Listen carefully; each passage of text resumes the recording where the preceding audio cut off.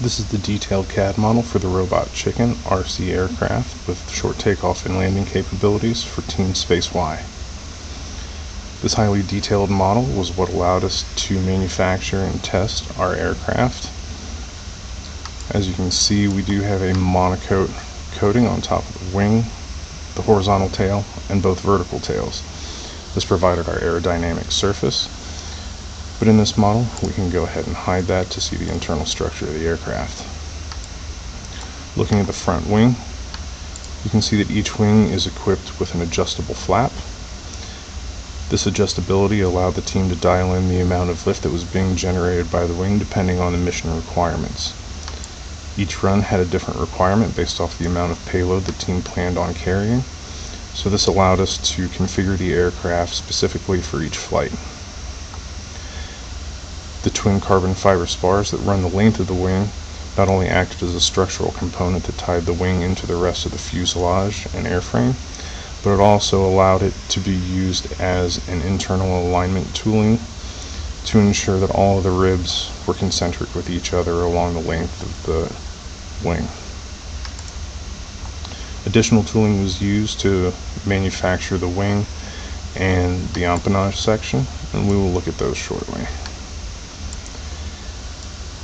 This plane comes with an integrated automated payload pickup system. If we hide the two foam pieces in the front of the aircraft, we can get a better view at that.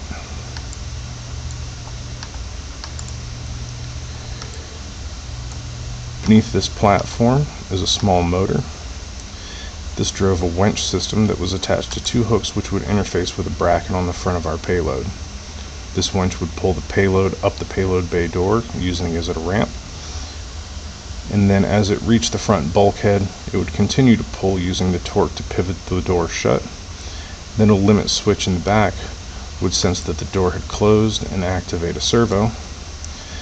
This servo is attached to a rack and pinion system that was designed to manipulate a sliding latch. This latch would then slide back into place, securing the payload bay door shut, making the plane safe for takeoff. If we hide the main wing, we can see the payload bay more clearly.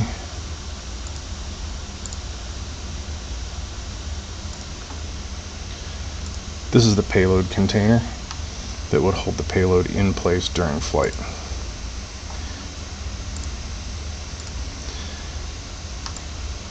Locating pins on the side of the payload container interfaced with two sliding rails, one on each side of the payload.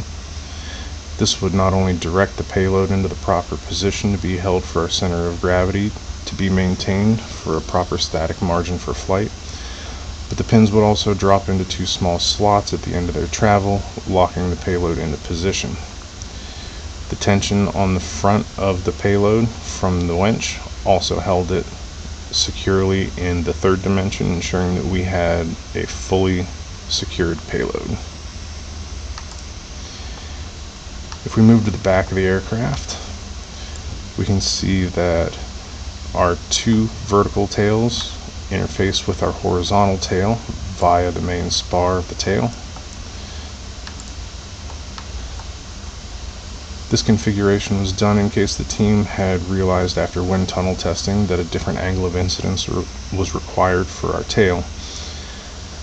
To change this, the team would simply need to laser cut new vertical tails, remove these small brackets in the rear, and replace the vertical tails with a different angle cut into it for the slot for our horizontal tail. Slotting that in would secure the new tail, making a new configuration for the aircraft.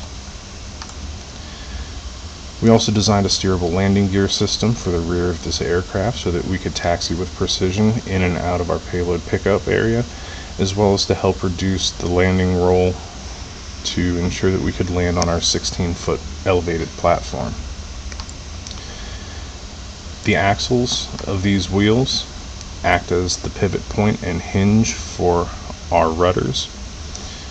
This means that as each rudder is deflected, the wheels would pivot along with it, allowing them to change angle, creating a rear wheel steering for the aircraft. This section of the aircraft was also assembled with tooling to ensure proper alignment with precision, and we'll look at those now.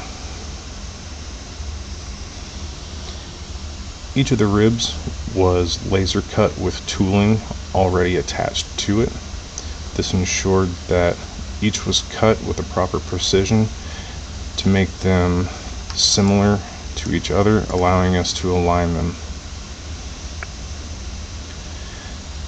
This flat bottom section would sit against a flat surface during construction to ensure that the height of each of the ribs was consistent along the length of the wing. The carbon fiber spars were attached to each other using a lathed pin and then inserted through the holes inside of the ribs. Once each spar was inserted through all of the ribs, the tooling was then further aligned in the rear using this additional tooling. This long piece had slots cut into it for the tooling to match up to ensure proper spacing between all of the ribs during assembly.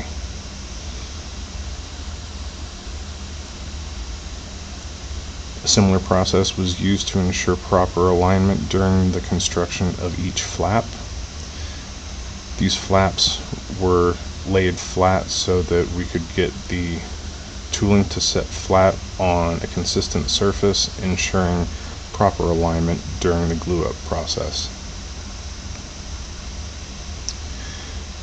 The horizontal tail had a similar configuration.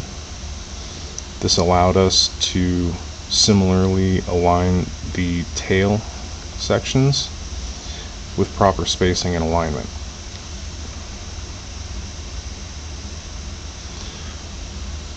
Once the tooling was in place, the rear spar of the horizontal tail was inserted and secured with epoxy, and then the rest of the hardware was attached.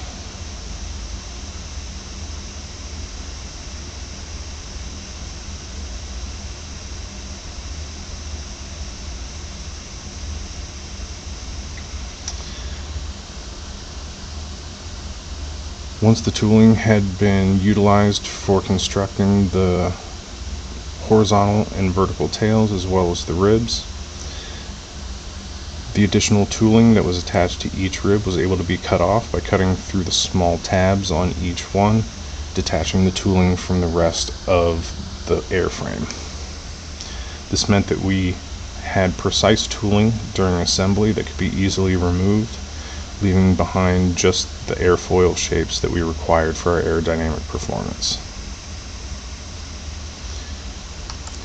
This aircraft performed well during competition as it won first place, scoring perfect scores for both mission performance, handling qualities, and additional bonus points for maneuvers done during the competition.